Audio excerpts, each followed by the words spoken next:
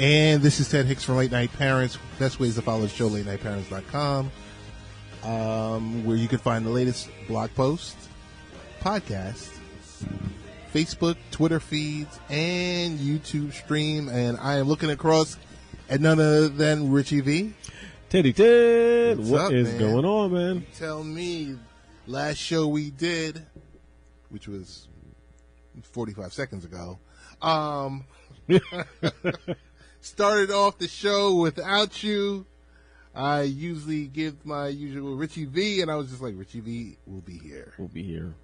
It's He en route. I said in transit. But we had a great discussion with Ian McDonald on, 2A, gun laws, Politics, bump stocks, Vegas, all the above. El Presidente. On this show, we have an interview with James Kosakowski. James Kosakowski? Kosakowski. MMA fighter. He's like 21 years old. Those guys start young. They get out of wrestling in high school, and then they get into the big boy league. Started at like 8 years old. Interview we did earlier this week. No, don't know about you. I, for one, I love MMA. Love watching it. Yep. Any type of combat type sports, I kind of enjoy. I enjoyed the McGregor fight last night and Khabib. I missed it. What was the outcome? Has McGregor been dethroned? Khabib made McGregor tap. No, okay. He made him tap, but that wasn't even the story. Submissioned him. The story was, after the fight was over, Khabib hopped out of the octagon and started swinging in the crowd at some of McGregor's people. What? Yeah, because you know what? This whole lead up to it, bad blood. Very Lots bad of bad blood. Okay. McGregor referenced Khabib and his family as terrorists. It was really ugly. The ending was ugly. Okay. So you would think it was a great night. It was Vegas, T-Mobile Arena. The governor of Vegas, Nevada was there, or all different types of sports stars, and just all hell broke loose. So,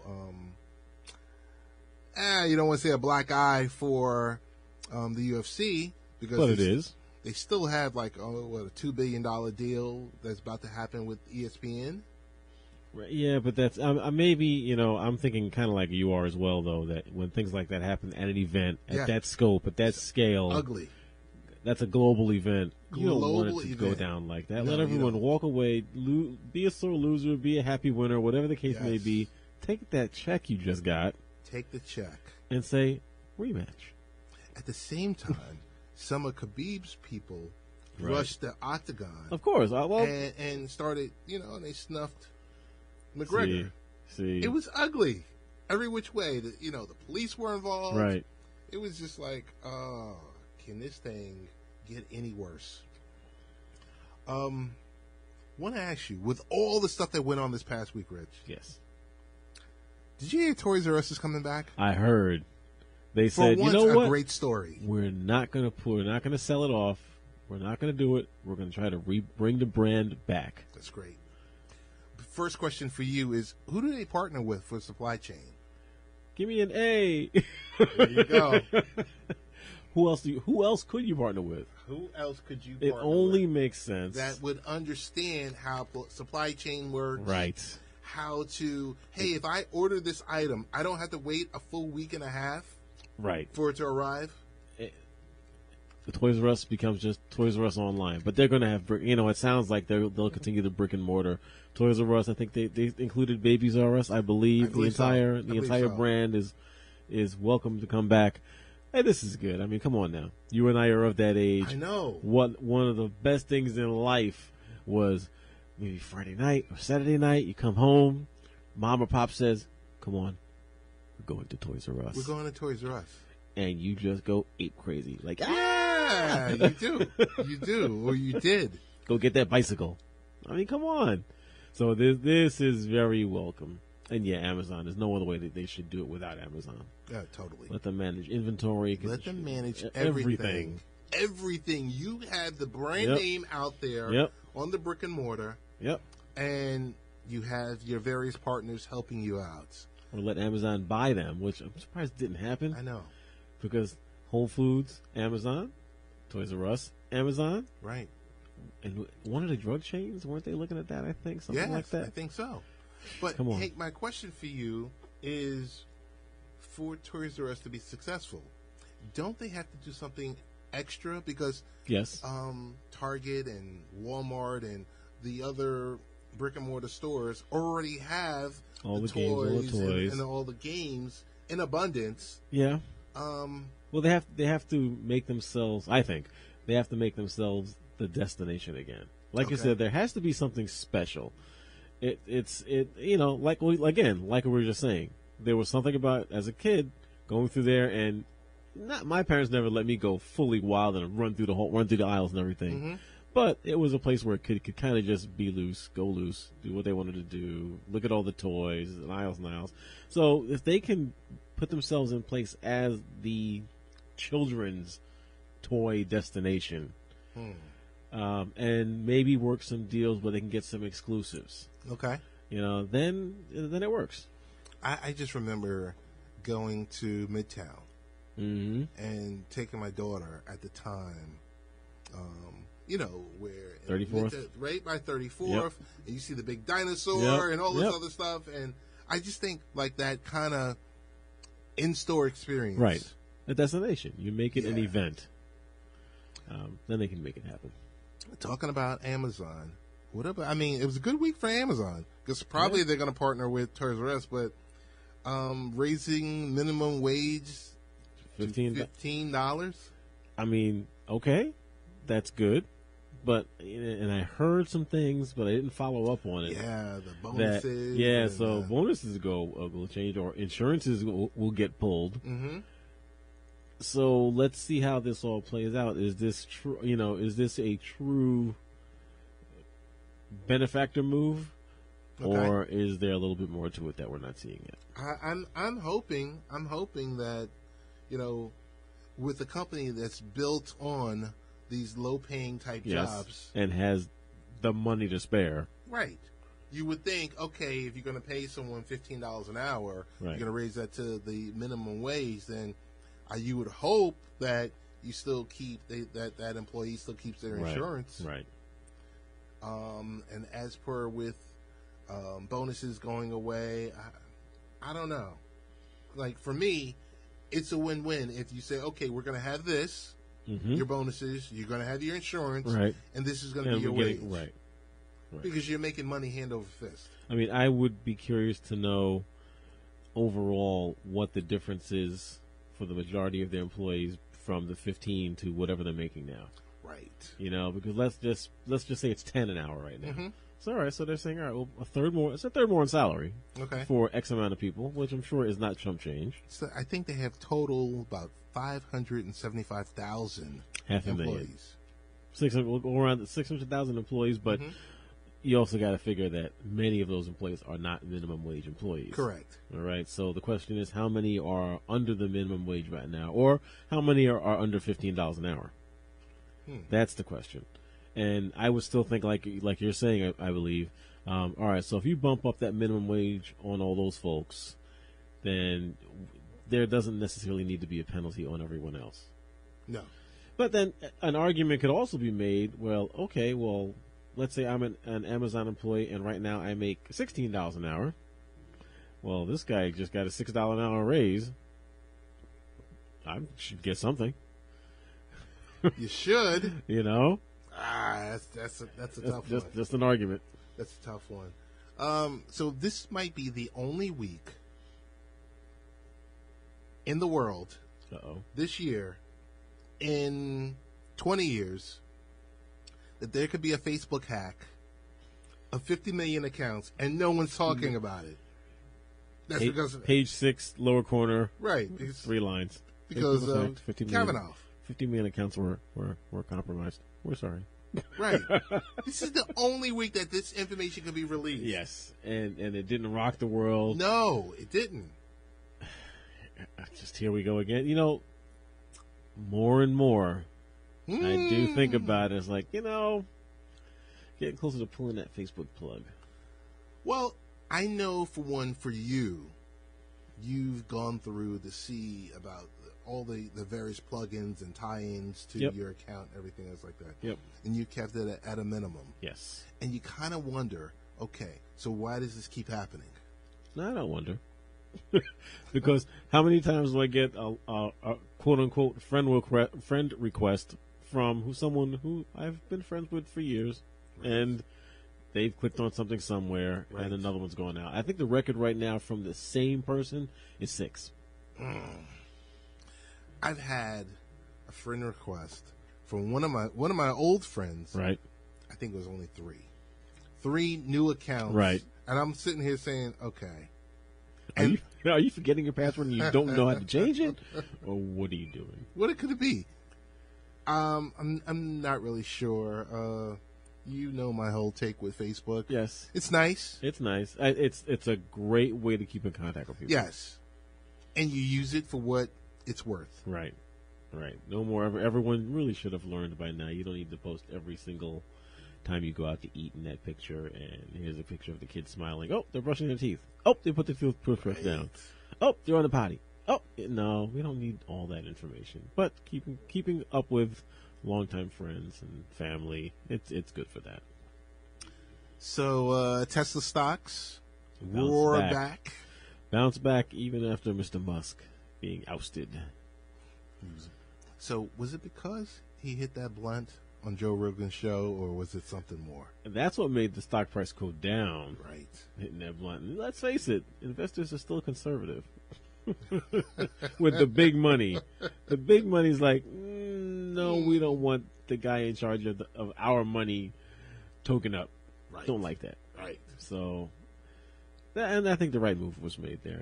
They got to rein him in a little bit. Elon's got that head that says, I can do anything because I am Elon Musk. Is he the CEO and no longer the chairman, or the chairman and no longer the CEO? I think he's the chairman and no longer the CEO. Okay. So, day-to-day operations, he doesn't have anything to do. Well, he's always going to have something to do, right? Right. But day-to-day business operations, he's not running that anymore. Okay. But he's still the chairman for the overall major moves that the company makes. But, of course, as chairman, there's the rest of the board that can balance him out. Gotcha. Still has to be voted on, things like that. So, gotcha. So, The Walking Dead returns tonight. Yes, it does. Excited? Very. Rick Grimes, the last Rick Grimes episodes. Now they're advertising this, so I'm not giving anything away. No. I know. This is big. I hope that they mean these next 6 episodes, and they don't drag this out until next year or anything like that. Okay. Let it happen now. So he's going to die. Maybe not. Doesn't have to be. This could be. Is he going to pop up on Fear the Walking Dead? That would be interesting. But no, I think they could just have it. Let them split up. There's always the contention now. That seems like he and Maggie aren't seeing eye to eye. Different characters now looking at, maybe what Rick is doing isn't the best way. He was the leader of that small little happy pack, but is he the right man to be the leader of basically a city and a town now? Might not be. Okay. He can go off on his own. They could be like, all right, Rick, well, you get a free pass to come visit anytime you want, but go walking off into the sunset. I have a timeline question for you. Mm-hmm. I thought Fear the Walking Dead and The Walking Dead were in 2 different timelines. But Morgan... At one point they were. But Morgan... Now, see, I have fallen behind on Fear the Walking Dead. Oh, okay, I don't want to leave. But, no, I know Morgan's in it. Oh, okay. They made a big thing about that when he transferred over. Okay. And I think that's where the timeline caught up with each other. His transition, his trip because isn't Fear the Walking Dead West Coast? Yes. And he went from East Coast. So he Coast. walked from Georgia to California. That's what happened. He's always referencing Virginia. Okay, well, maybe some of these things are happening in Virginia now, but he walked across the country. Right. Right. There's where the timeline catches up with itself. Okay. I thought the timeline was years. I never got that impression. Oh, okay. Because we've seen the beginning of both. The big question is really, what is the Walking Dead timeline for the last 7 seasons? How much time how much we'll call real life time has passed since it started? Okay. And I'm sure we could find that out. Okay. But yes, looking forward to it tonight. Walking Dead back. What's going to happen? What's going to happen? Are we ever going to get that big Negan-Rick showdown? Do they go out in a gun, blaze of glory? Negan is still talking smack down in a dungeon underground with Rick coming to visit him and throwing bread and water. So let's see what happens there. Okay. I will say this much, because I know everyone is Kavanaugh'd out. It's a wrap. So at this point, okay. Well, it's a wrap. It's a wrap. Rain. Race Abuse Incest National Network was up 200% on their calls. That's a good thing. That's a good thing.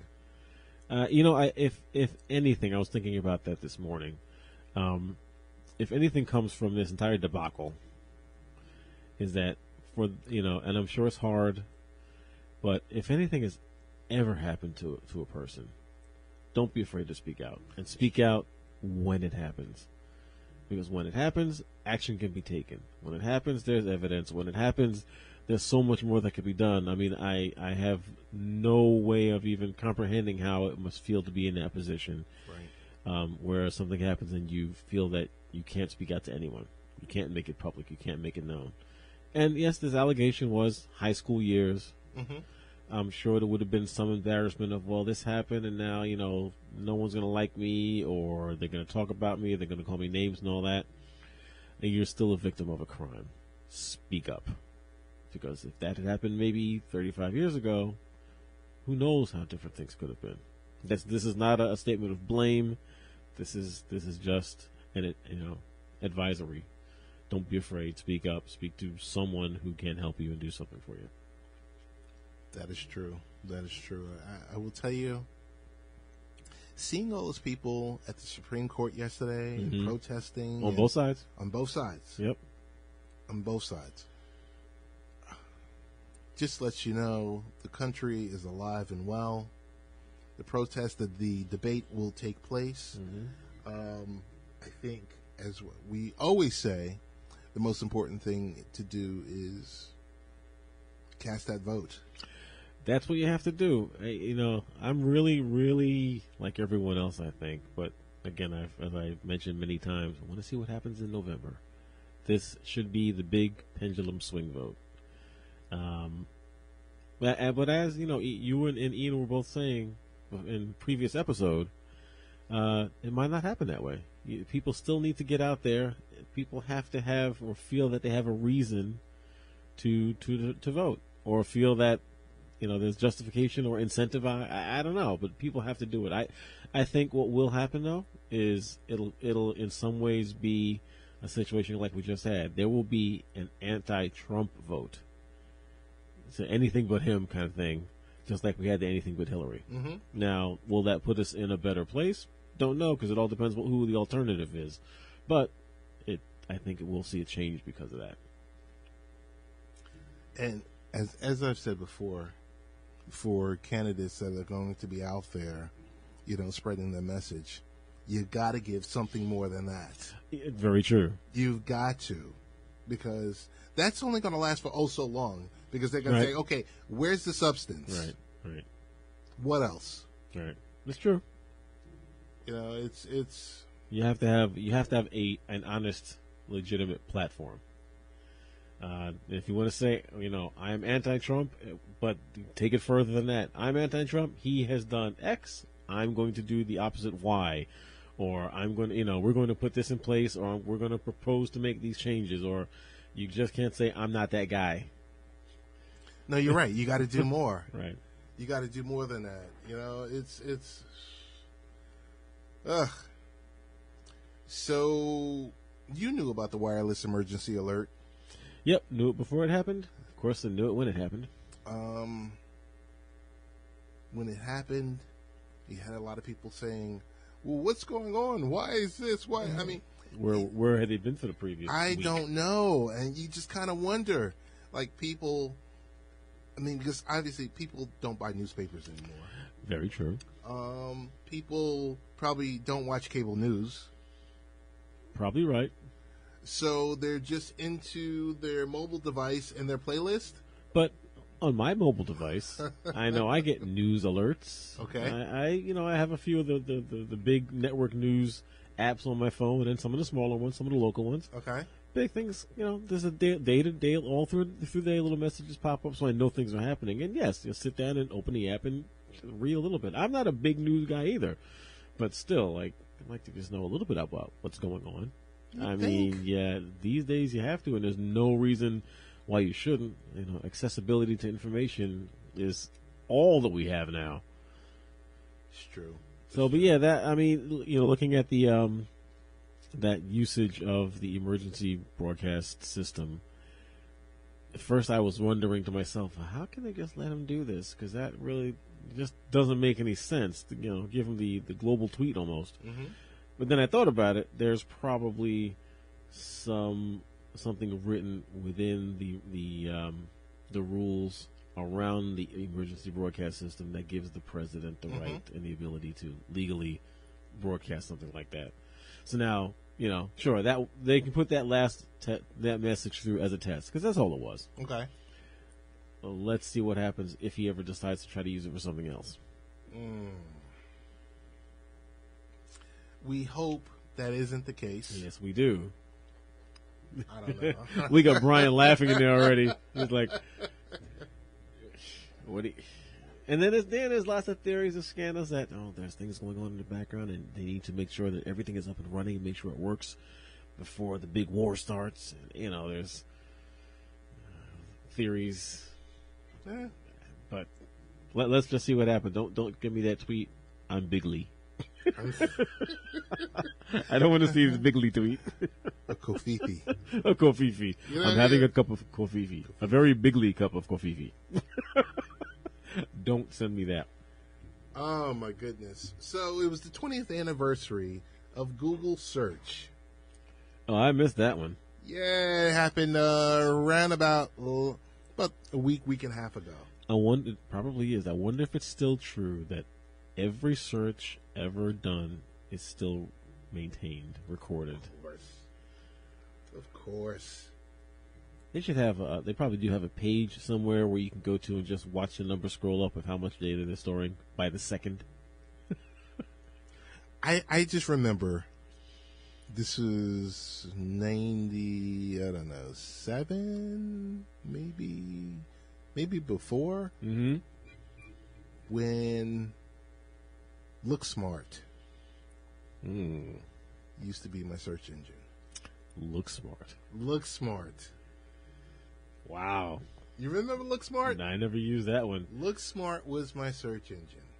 And I don't know. I was just, not that I was anti-Google. Right. Or anti-Yahoo. Right.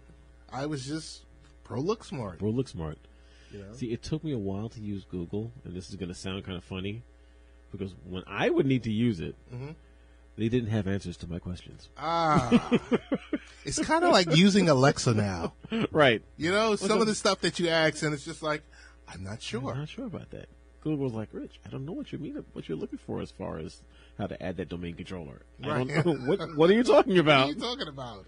And I was like, this is crap. But it hasn't gotten much better. This past week, the Microsoft Ignite conference happened in, I believe, I'm not sure if it was Manhattan. No, it was in Orlando, Florida. Of course, we didn't get invites to it. Microsoft, what gives? I mean, it would have been nice. Would have been. But I will say, their products have gotten so much better. The hardware products. Surface, very nice. Very, very, very nice. I delivered one to an end user on Friday. So, of course, it was only in my hands for about 20 minutes. felt as like a very, very solid device. Yeah. Gorgeous screen. Yeah. Microsoft, it's the Apple of the Windows world. Yeah. It's one of those things where they do things really well, but they just do it so late. Right. But that used to be Apple's take. Let something else come out, and then they'll put their spin on it, and they'll design it, and almost take claim. Well, no, they will claim it. Say, this is ours. We've done it now. Right. So is it always best to be the first one out the block? Maybe not. Yeah, but I'm just thinking, so many different occasions. I've had Windows phones in my hand where it could mimic everything that a desktop, a PC, a laptop could do. Yep. And just, I don't know, it just felt like it was like late to the dance. Well, it was. That's why it's gone. Yeah. I tell you, I don't know about that. I don't know. I didn't get a chance to see it yet. Maybe you did, but it sounds like you might not have because you were very busy this weekend. Venom? No, I didn't. But you know what? Thoughts on seeing it, or you kind of like, I'm not really too sure. I'm not really too sure. Is that because the reviews have been so brutal, or no? I mean, reviews aside, my first thought on it was, wait, this is really a Spider-Man franchise, and Spider-Man's not going to be in it? I mean, now, granted, I fully admit that I had gotten out of the comic book scene pretty much just before Venom hit. Okay. Or, became a character. And correct me if I'm wrong, but doesn't Venom kind of attach himself to Spider-Man? Isn't that how it went? Yes. Right. Okay. I'm just checking here. This is just a different iteration of it. No, this is called Sony. This is called Sony getting in there and wanting your hard-earned money, Rich. Trying to get in on the franchise, trying to get in on Marvel, and messing it up again. Kinda. They have their own Spider-Verse. Into the Spider-Verse. The new, I'm not sure, it's not live action. It's going to be a cartoon, Into the Spider-Verse. Okay. It's going to be released probably next month. But it's just going to be, hey, we don't have Tom Holland, but we have all of this. Everyone else. But we don't have Tom Holland. We don't have the Avengers. We don't have the Avengers. But we have Miles Morales. To which I say, who? Yeah, well, it's. So did you see it? No, I didn't. You're planning? I don't think I'm going to go to the theaters to see it.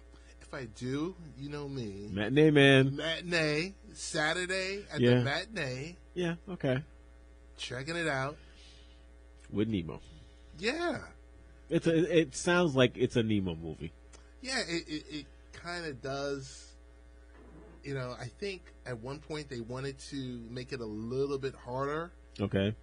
Not like it was going to be an R, but I think it was going to be... Well, it's not PG-13 as it is? Yeah. But I think for violence. They were pushing for a kind of grittier version, but I think that got shut down because you think about it, you got a PG-13 for it to make money at the box office. Make some money. And money it made. Money it made. It made, box office records. This supposedly horrible movie. Yes. Which, that has happened before, and critics don't necessarily mean anything. And still, it's a draw. Of course, as always, the big key is let's see what it does next week. It's true. It's going to fall off the cliff. The major drop. Boom. Yep. Got people in. You'll have no one go to see it a second time. You have all the bad press. Everyone waits until it comes out on whatever streaming service. Big Doctor Who fan? No. That's one franchise I have not zero. I have 1% knowledge of. Doctor Who and the Daleks. And that there's been 6 or 7 Doctor Who's now. The latest one regenerated. See, you lost me. It's a woman. Oh, okay. Yes, I think I did read that. Yes. All right, so 1.5%. Yes. And good. And it premiered today at 1:45 p.m. Eastern Time for its global release. Okay. So it was, 7:45 in London. Okay. Oh, they everywhere. Oh, they released it everywhere. No matter what time zone you're in, it's on America, right now. Yeah, you name it. That's cool. They released it. I said, hey, that's a good thing. Were you a Doctor Who fan? No, not at all. Okay. Alrighty then. Not at all. Yeah, I just never could. And I hear it's good sci-fi. But every time I turn it on, I'm like, no, I'm missing something. And guess what, Rich? What's up, Ted? That's our show. That's our show? That's our show. That's it? We're going to have recorded an interview with Jesse James Kos. All right, Jesse. And best ways to find you, Rich? I'm Late Night Rich. And I am the real Ted Hicks. And that's it. Enjoy the interview with Jesse James Kosakowski. And we will catch you next week. Take care. All right. And good evening once again. This is Late Night Parents. This is Ted Hicks. Ways to follow the show is latenightparents.com, where you will, it's kind of like your one-stop shop. You go there, podcasts are up there, latest blogs, Twitter and Facebook feeds are there, and our YouTube stream of some, various topics that we talk about. But from every now and then, I like to veer back to sports. We don't always talk about parenting all the time. We talk, a little bit of technology and education and youth sports, but sometimes I like to go back to the wheelhouse of talking about sports. We did a discussion last week on football and basketball. We talked hockey and golf from time to time, but I've got a special person in the queue. Jesse James Kosakowski. He's an MMA fighter. I'm going to say Jesse is one of the Jeet Kune Do's integrated grappling system teachers at the Practical Self-Defense Training Center and residing professional MMA fighter with aspirations to become a world champion. He's currently an Associate Level 1 certified Jeet Kune Do instructor and accomplished cage competitor. At the end of his amateur career before turning professional, he was ranked number 2 in New England. Jesse, welcome to the show. Hey, what's going on, man? How you doing? Pretty good. I want to thank you for taking the time out of your busy day. Big shout out to Tango, who kind of linked us together a while ago. We were just trying to link our schedules together. I guess the only way is to get into it. I mean, I love watching boxing. I love watching MMA, regardless whether it's Bellator or it's, the big UFC, and some of the smaller outfits. We really want to, for our audience to learn about you and learn about the highs and lows. And so I can tell you this much. Whoever is on your promotional team, on your website, JesseJMMA.com, love the intro video. It's got to be Tango. Has to be Tango to have his hands in there on that. Tango's been helping. Yeah, Tango's been helping out a lot with that. I actually have Andy DiGiuseppe. He's actually the Wing Chun instructor at the gym I train at. He's doing the website for me right now, DiGiuseppe Designs. So that's one of my sponsors. But yeah, Tango and me, we got a lot going on. We just launched our website in May, so everybody can go check it out, JesseJMMA.com. That sounds good. So yep. I know, it's all about MMA, but you kind of, you kind of dip into different areas. I'm going to say like this. We know you've won by rear naked chokehold twice, armbar twice as an amateur. I can see the video that shows you doing a little bit of boxing. So, I mean, tell me this much.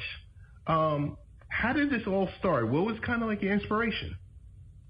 So, really, I started out from when I was extremely small. I mean, as soon as I actually learned to walk, I pretty much was learning how to fight, how to box, how to grapple, especially. My dad had me training grappling, Brazilian Jiu-Jitsu, his own system. My dad's system is called IGS, so everybody knows. IGS stands for Integrated Grappling System. So I started off right from there, training since I was a little kid. I wasn't as obsessed with it as I am now. I would say I have a much more of a passion for it. Now, when you're a little kid growing up, you know what I mean, you got a lot of stuff going on. You're hanging out with your friends, you know what I mean? You're doing all sorts of different things, different sports. I actually played soccer when I was little even. I did kind of like all sorts of different stuff, cross country. But I'd say as soon as I turned like around 8 years old, I developed like a real passion for it. I was actually watching the Kimbo Slice versus he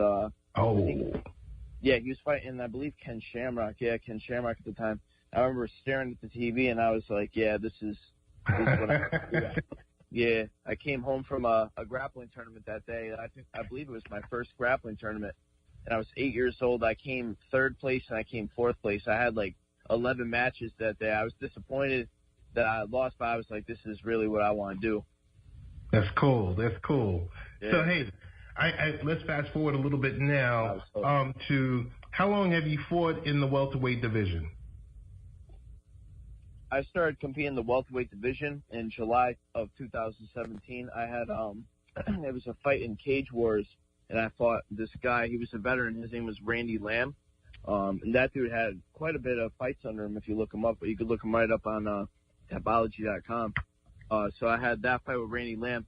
I switched over from lightweight to welterweight because in February of 2017, I had a bad weight cut. I had cut to 170 for another fight 3 weeks before, and then 3 weeks later I had to make 155. I made weight, but I had a weight cut. I actually couldn't compete on fight day because of it.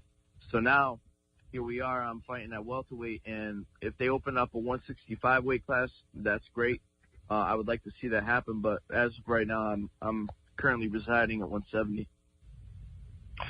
So I noticed on your website it lists you as lists catch wrestling and Jeet Kune Do as your foundation. Yes. Tell me more about it. Yeah, it's actually pronounced Jeet Kune Do. Jeet Kune Do. Okay. Yep.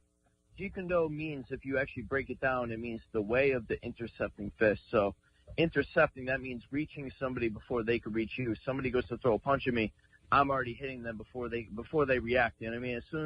As soon as they make that slight movement with their shoulder as if they're gonna pop out a punch, I'm reading that and I'm intercepting it with whatever tools I have, especially tools that are of your lead hand or your lead leg. Bruce Lee was all about having strong side forward. So let's say that you're a righty. Usually somebody would compare you to that, but orthodox. But Bruce Lee actually believed in putting strong side forward. So putting your strongest tool in front, so your closest hand, closest target. You know what I'm saying? Yes, definitely. So tell me your favorite Bruce Lee movie. Yeah, favorite Bruce Lee, I'd have to say Enter the Dragon. I gotta keep it. Okay. Yeah. Okay. And have you read the DAC of Jeet Kune Do? Yes, I've read the DAC of Jeet Kune Do. I had a book. I think I first got a book when I was in like 6th grade. I think my dad, he always had a Tao of Jeet Kune Do book in the school, but I never really read it until I was like older. When I hit like middle school, I started looking at it, and then I read it later too, out of high school. So tell me this. I want to jump around because you mentioned about you cutting weight. Yeah.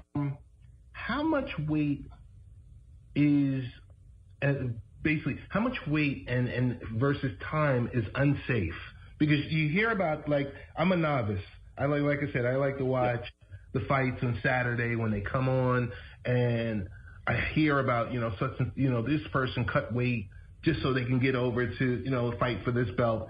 How much of that requires, time with your trainer and just time for your body to heal?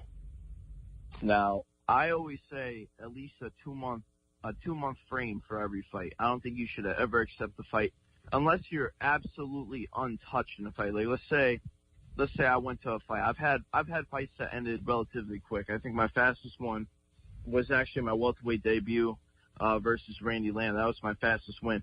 When I fought Randy Lamb, I won in like 51 seconds. Now, granted, I was completely unscathed after that fight, so could I have fought like 2 weeks later, 3 weeks later? Yeah. But now let's say I have like a 3-round battle. is it worth taking a fight? You know, whether I got touched that much or not, but having gone 3 rounds, you gotta think like that's a lot of wear on your muscles. You got adrenaline pumping. You got all sorts of factors that go into the fight that actually could make you think you're not hurt, but you actually got a little tear, a little something. You know what I mean? Like some sort of injury of some sort. So I would say at least 2 months wingspan for a fight to make sure that you're good, and to also make sure that you're recovering from your weight cut, depending on how much weight you're cutting. I know some guys, they'll cut like 40 pounds, 30 pounds, and it's so unhealthy, man. Like it's bad. Like it's crazy. I believe that you should stay within at least 10, 15 pounds of weight at all times. You know, if you could, I stay within around 15 pounds of weight. I feel great. You know what I mean? I can cut weight in probably 2 weeks from now if I wanted to, but am I going to? Nah. You know, I'm going to make sure it's a healthy at least a 2-month cut. Gotcha. And so should fighters be classed by normal walk around weight to keep them from cutting? You know, if someone has to cut, like, let's say upwards of 30 pounds and putting themselves in danger? Yeah, I was actually in an interview talking about the same thing. I don't even think it was a week ago. And what we were basically talking about was how bad it is to weight cut. Like these guys, honestly, like they're cutting weight. They're only giving themselves like a few weeks to cut. You know, it's absolutely insane. It's a real problem. I think that what they really need to do is they need to add more weight classes to make it safer for fighters who don't want to cut as much weight. Like for me, cutting to 155 is like a huge challenge. You know what I mean? It's like you're trying to get down to that 155 weight class, and it's with a nutritionist it might be easy, but I'd rather just stay within 170. You know what I mean? And be a little bit of a smaller person, but still be able to take out these big guys. You know? I don't know. So you could pay for all that stuff. So when I originally hit you up on Twitter, I was doing my research, and I know you were scheduled at one point to be at Mohegan Sun during this month. Am I right or am I wrong, or did I read this incorrectly? No, my promotional manager, Tango Bronson, I know you shouted him out earlier. I'll shout him out again. Shout out Tango. He had put a post up that I was going to be trying to fight for October 12th. He didn't say it was definite. What ended up happening is, some issues. I had an injury, so I had to make sure that I was 100%. So okay. Plus, on top of that, they couldn't get me a fight until very last minute. So I was just like, I'm just not gonna take it for now. So what I'm doing, I'm still training. You know what I mean? I stay ready at all times. I actually just did a 14-mile hike / run the other day. So like, I can go any day of the week. I'm fine, but I'm making sure I'm healthy though. You got to make sure that you're 100%. You know, you got to stay on point. There's a lot of variables in the fight game, so you gotta know these variables and pay attention to them. You know, you can't just make stupid decisions. Because I mean, and just a moment of comedy, I'm going to say to you, Jesse. I was ready to talk to Tango just in case if he wasn't able to make it out to Connecticut. I'm located in Long Island, and I was prepared to be in your corner for the big premiere in Connecticut. That's awesome. Oh, man. So tell me about your favorite strike / submission to use in fights. Whatever works in the situation. Got you. Yeah, good. Can't answer that one. I mean, I'm a big fan of. I mean, I think everybody got at least like 2, 3, 4 moves that work for them really, really, really well. And then you got other people that'll have 3 or 4 that are completely different that work really, really well for them. Some people might have similar shit that works for them, but everybody's different. Everybody fights different. I mean, there might be styles, but if you think about it, everybody kind of has their own style, and there's certain things that'll work on one person that won't work on another person. So you gotta really know your stuff. You gotta be well rounded. So Jesse, this is called Late Night Parents, and I don't know if you've been to the website and everything is like this. Who is your biggest inspiration? My biggest inspiration? Yes. Man, I mean, I'd say I don't have like a biggest inspiration. I think I get inspiration from a bunch of people in my life. You know what I mean? I think there's certain people that push me to be better than I am every day, and then, you know, some people I don't even know that could be pushing me to be better every day. I'd say obviously Bruce Lee is a huge inspiration of mine. My dad had me growing up on the Bruce Lee movies. So I'd come home from school and I would just go over his house, and you know, I'd play Nintendo 64, and when I was done, I was watching Bruce Lee movies. So I mean, that was, yeah, I just grew up on it, and then having Bruce Lee related with our school, obviously through Jeet Kune Do, Shan Fan Kung Fu, and all that is obviously, you know, a big thing with that as well. But I mean, my dad's obviously a huge inspiration. He's the one who got me involved to where I'm at. I wouldn't be where I am without my father. No pun intended. But yeah, I mean. No, I hear you. I like I said, I usually ask that question. Tell me, for you, for someone, you know, that has that aspiration in him and that has that fire in him, what does it mean for you to be a fighter? I mean, the thing is about fighting is people fight every day. You know what I mean? Whether they're thinking about it or not, people are fighting every day. But for me to be able to be, you know, I don't really know how to put this question, to be honest with you. It's just something that I think is born in everybody. Maybe I would say it's more of like a primal instinct of ours to fight. If you think about it, look at all animals, all species in the world. I think they all fight. If you look at it, they all have that primal instinct and that drive, you know, for violence, whether they're protecting the young or for the territories or whatever. But for me, I'm blessed to be able to show that I fight just through, you know, actual combat from a sport perspective, though. You know what I mean? I'm going in you know, it's almost like an environment where you're just allowed to do something that would honestly be unthinkable. You know what I mean? You wouldn't think that people would allow something like that in this day and age, but you know what I mean? People enjoy it.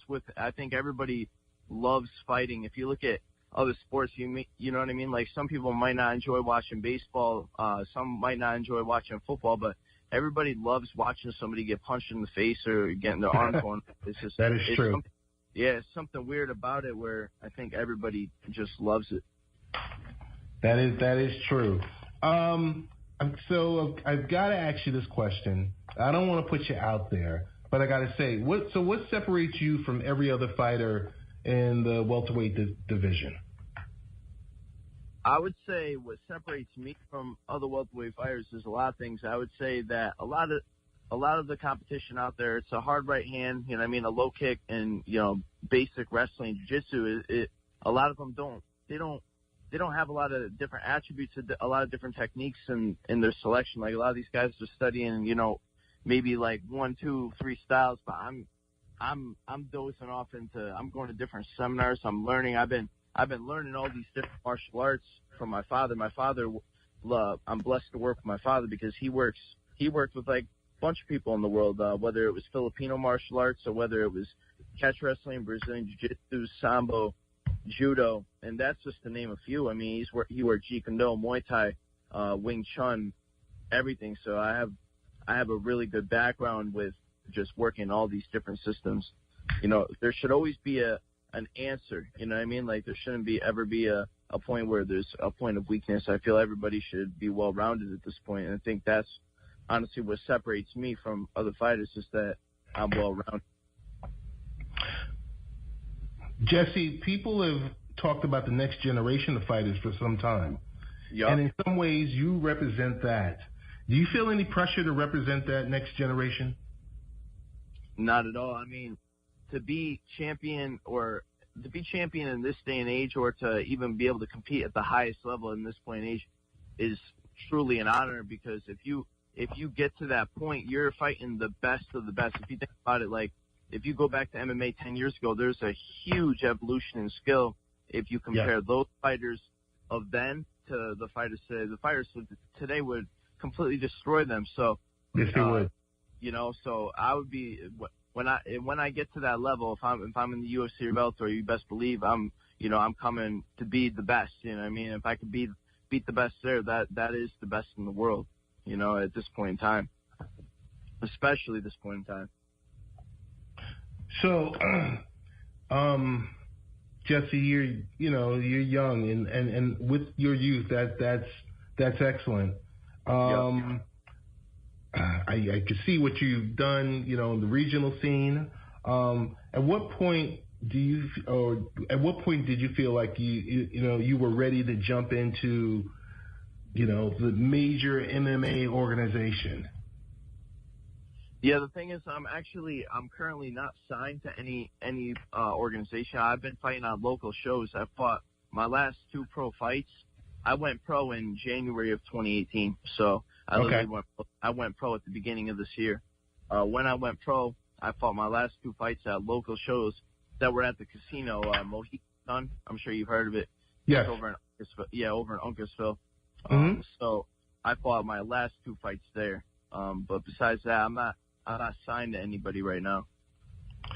So, what would you say is your biggest strength, and and what's the thing that you need to work on most? My biggest strength, honestly, is probably my will to win. I've had my last fight was kind of I pretty much dominated. I basically dominated the whole performance except for like literally one moment, I believe, in the beginning of the second round, but it was a 3-round fight. I finished him in the 3rd round, but it was a back and forth fight. Like, the guy did come game to win, but I showed I had much more will to win. I think, honestly, that's what I have over a lot of people is I've been doing this so long. I know where I'm going to go. I know what I want to do, and that's that. I'm coming to fight and I'm coming to win. I mean, at the end of the day, it's all about getting the win. As long as I keep winning, then, only good things are going to happen from there. So I know that's what I want to do. That's my biggest strength. As far as weakness goes, Jesse, I got to jump in. I didn't say weakness. What's the thing you want to work on the most? Okay. The thing I want to work on the most, just getting better every day. You know what I mean? You could always improve on something. You know what I mean? There's never room for, excuses where you can't do this, you can't do that. I think there's always room to just get better and be 1% better every day. That's usually what I really aim to do. As far as anything specific I really need to work on, just getting better everywhere. You know what I mean? I think you could always just get better everywhere. And that's that. Jesse, if you could have one dream fight with anyone, who would it be? Dream fight. It's a hard one. I don't know. Is there anyone? Sparring match or a fight? Either one. I think sparring Bruce Lee would be pretty cool. Okay. Or grappling Carl Gotch. Because Carl Gotch, that's basically catch wrestling world champion right there. One of those. Maybe something like that. All right. And I need to know if you can fast forward, and let's say you're fast forwarding 15 years from now. Yep. This is a hard one, so I just want you to dream with me on this one. What do you want to be remembered for at the end of your MMA career? I want to be remembered for bringing Jeet Kune Do, a Jeet Kune Do mindset and the Jeet Kune Do way about my fighting skills, the system I bring to the cage. I want to be remembered for that. I want people to see that, what Jeet Kune Do brings to the table in kind of like a closed combat where people are fighting the cage in a sport aspect to it. You know what I mean? I think that's what I need to bring to the cage. That's what I want to do. I want to bring catch wrestling on the map. I want to put catch wrestling on the map and put Jeet Kune Do on the map. That's what I want to do. Jesse James Kos, I want to thank you for joining Late Night Parents. Let us know about your social media handles, ways to follow you, your website, your Facebook page, and we're going to keep our fingers crossed when we see you when you get signed by the major league. Sounds good, man. Everybody go follow me at JesseJames_Kos.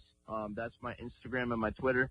On Facebook, just look me up, Jesse James Kosakowski. And then you could also watch a bunch of my videos on YouTube. I got a bunch of videos. If you just look up my name, you'll pop up all my fights and interviews and all that. So go check me out. Jesse, thanks so much. Be blessed, and we will definitely be in touch with you.